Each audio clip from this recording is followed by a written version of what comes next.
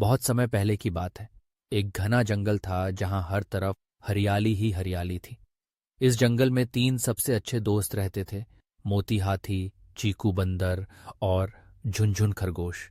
तीनों हमेशा एक साथ रहते थे और मिलकर हर समस्या का हल निकालते थे।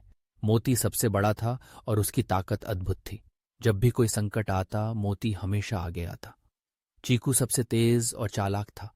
उसकी चंचलता और चतुराई ने हमेशा उन्हें मुश्किल से निकाला।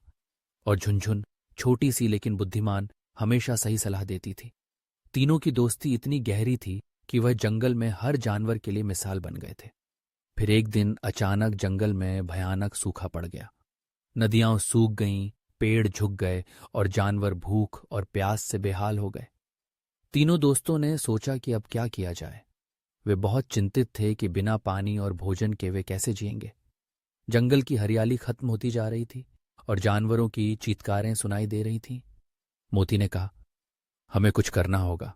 अगर हम कुछ नहीं करते तो हमारा जंगल खत्म हो जाएगा। चीकू ने कहा, मैंने सुना है कि जंगल के बीचों बीच एक जादुई पेड़ है जो कभी भी सूखता नहीं और जिसमें सभी की इच्छाएं पूरी होती हैं। हमें उस पेड़ को ढूंढना चाहिए। झुनझुन ने सहमति जताई। हाँ चलो, हम इस पेड़ को ढूंढने निकलते हैं। एक दिन तीनों दोस्तों ने फैसला किया कि उन्हें जंगल में कुछ खाने पीने की चीजें ढूंढनी होंगी। उन्होंने ठान लिया कि वे इस पेड़ को ढूंढेंगे। रास्ते में उन्हें कई चुनौतियों का सामना करना पड़ा। पहले तो एक गहरी नदी आई जिसे पार करना मुश्किल था। मोती ने अपनी सूंड से नदी का पानी पीछे किया, जिससे सभी आराम से पार हो गए।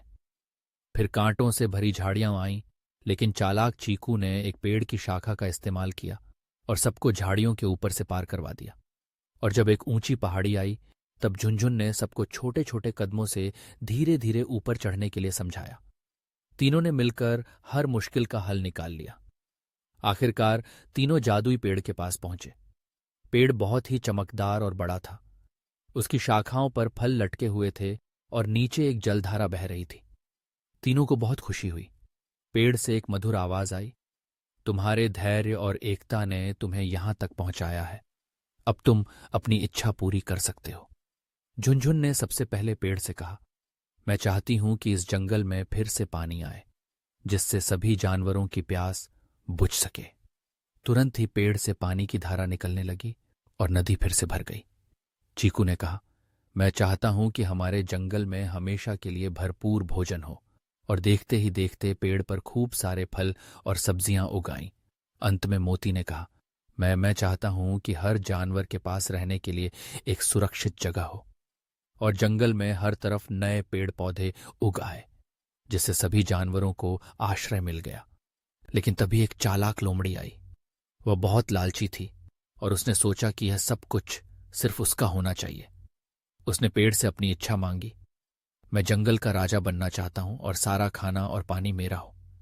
लेकिन जादुई पेड़ ने उसकी इच्छा पूरी नहीं की और उसे सजा दी कि अब वह हमेशा अकेला रहेगा। लोमड़ी की लालच ने उसे अकेला कर दिया और वह जंगल में घूमती रही, लेकिन कोई भी उसके पास नहीं आया। तीन दोस्तों की समझदारी और मेहनत के कारण जंगल फिर से खुशहाल हो गया।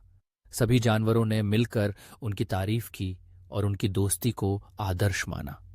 झुनझुन, चीकू और मोती ने मिलकर सभी को समझाया कि हमें एकता और सहयोग से ही जीना है। इस कहानी से हमें यह सीख मिलती है कि अगर हम एकता और समझदारी से काम करें तो कितनी भी बड़ी समस्या का हल निकाला जा सकता है। लालच से हमेशा बुरा ही होता है, जबकि सहयोग और दयालुता से खुशियां मिलती हैं। इस प्रकार जंगल में फिर से हरियाली छा गई। मोती, चीकू और झुनझुन ने अपने दोस्तों के साथ मिलकर एक नई शुरुआत की। हर दिन वे एक साथ खेलते, खाते और एक दूसरे की मदद करते। उन्होंने अपने अनुभव से सीखा कि सच्ची दोस्ती और एकता में ही असली ताकत होती है। और इस तरह जंगल फिर से जीवंत हो गया और हर जानवर ने मिलकर खुशी मनाई। इस कहानी का संदेश स्पष्ट था, एकता और धैर्य से हम किसी भी चुनौती का सामना कर सकते हैं, जबकि लालच और स्वार्थ हमेशा नुकसान पहुंचाते हैं।